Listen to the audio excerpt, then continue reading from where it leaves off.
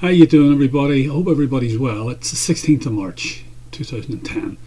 It's in the early afternoon, and I said yesterday that I wasn't going to deal with the church anymore. I know that, but the papers have been full of all this stuff about Cardinal Brady being resigning, and then an extraordinary thing happened seemingly on the radio, and I only wish I'd heard it yesterday, but it doesn't matter. It was reported in the newspaper, so I'm getting it sort of second hand, so but it doesn't really matter.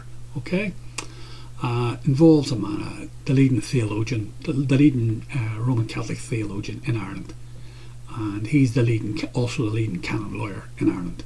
His name is He's a professor of theology at Maynooth, from what I can make out, and his name is Maurice Dooley, Professor Maurice Dooley, and he let the cat out of the bag yesterday. It's the old story, you know. If you wait long enough, I have to wait all my life for these things to happen. Never. When I challenged these boys when I was young, they'd never say these things. And now, of course, the shit hadn't hit the fan at that stage, but it has now for them. They're all been found out, you know. The good and the mighty have been put in the weighing scales, have been found wanting. And anyway, he was. What's happening is, the background of this is. We have a cardinal called Sean Brady, and in 1975 Sean Brady was an up-and-coming theologian within the Catholic Church and an administrator within the Catholic. He wasn't so much a theologian. He was a theologian, but he's also an administrator within the Catholic Church, major administrator. So what happened was he was appointed by the church to go down and take over a case, and the case related to two boys who had been raped by a man called the Reverend Brendan Smith, a priest of an order called the Norbertines. Okay, now I don't know where they were based, somewhere in Ireland. It doesn't. That's an irrelevancy. It's all an irrelevancy. All those types of details are irrelevant. What happened was Sean Brady was sent down. Now, he wasn't a cardinal, obviously, at that time, but he would have been a chief administrator within the Catholic Church. He would have had the rank of a Monsignor or something like that. Okay, and he was sent down to deal with this case. And what he did was he read up the article, which we have discussed in the last video posting, CRIMEN's SOLLICITATIONIS. And it tells them directly what they have to do. They have to silence everybody that's involved. So he told the two boys that were involved, if they wanted so-called justice within the Catholic Church, what they would have to do is they'd have to sign an oath of secrecy about the matter. So they did. They actually signed a document saying that they would remain silent about what had happened to them, and the matter would be dealt internally within the Catholic Church. So they weren't able, because they'd signed this document, okay, because it would have been explained to them, once you sign this document, if you do go to the civil authorities or go to the state authorities or go to the police or go to anybody else like the media and report this matter, the Pope excommunicates you personally.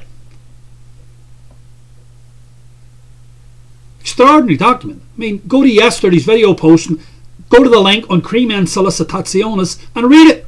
Put it up there. It's in black and white, not in Latin, in English for everybody, in English translation for everybody to read. This is an extraordinary piece of work.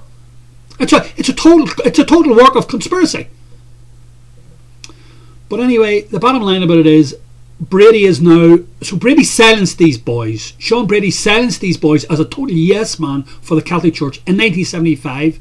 He walked away from the problem. The problem had been silenced. There was never any debate about it, argument about it. Brendan Smith was let out of his order later on and raped more and more children, and finally ended up in jail after bringing down he brought down a sovereign government in the state.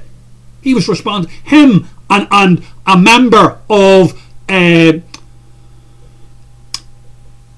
Albert Reynolds' government, a leading member of Albert Reynolds' government, and himself, the Reverend Brendan Smith, brought down a sovereign government in this republic. However, that's another day's work.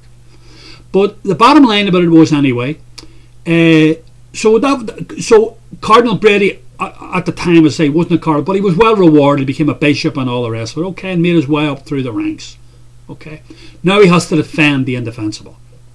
So what happens is, the leading theologian in Ireland comes out to defend him, and he tells us two things. One of them of lesser importance, both of them very important, but one of lesser importance than the other. But he says the key fact in a sentence, and it's just almost like a slip of the tongue, but it comes out. And when he says it, it's like letting the genie out of the bottle. The genie can never go back into the bottle, because it's there in black and white. And I'll never forget this. The day I die, I'll never forget this statement, because I used to challenge these men about this, what their relationship was with the civil law, what their relationship was with their law, canon law, and the civil law. What was the relationship between the two of them? You could never get it. They give you a Jesuitical answer until yesterday, when a straight challenge is put to them. And the two things that this theologian said yesterday, now you must remember, this man is the leading canon lawyer, leading theologian in Ireland. Okay? He's a professor of canon law.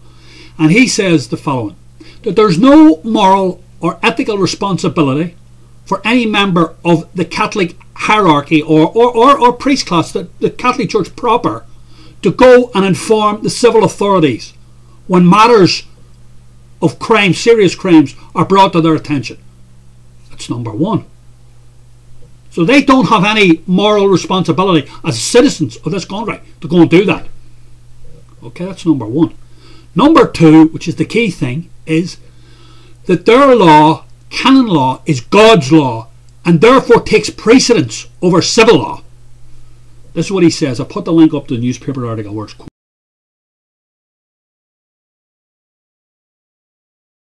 Okay. Monsignor Dooley, this is a quote by a lady called Susan O'Keefe. She's writing about what's going on. Okay. Nice article, by the way. Good article. She says, Monsignor Dooley took the opportunity to insist that the law of God is the most important law and is above the law of man. So now we know where we stand with all this. Okay? When they're up preaching on a Sunday morning to you, or when they're getting fed their roast duck, or when the little women are cleaning out their toilet bowls for them, okay? We're all another class. We're all untermentions. They're governed by the law of God. We're governed by civil law. Their law takes precedence over our law. They have a king in Rome. They have a FUHRER in Rome. They have a pope in the Vatican. He's their pope. He executes their law on their behalf, and our laws are second-class laws. His law takes precedence over our laws. This is the mindset of these people. You're all untermentions out there. They have you in their thrall. They have power over you. This man lets the cat out of the bag. You're all nothing. You're all shit in their eyes. They are the people. You're, as I say, you're untermentions. Your civil liberties, what you view, and I mean, that's all. You're just an irrelevancy. They're governed by the proper law. They're governed by the man in Rome, the Vatican man. The man who wears the John Paul Gaultier fucking underwear. He has the red telephone in the corner.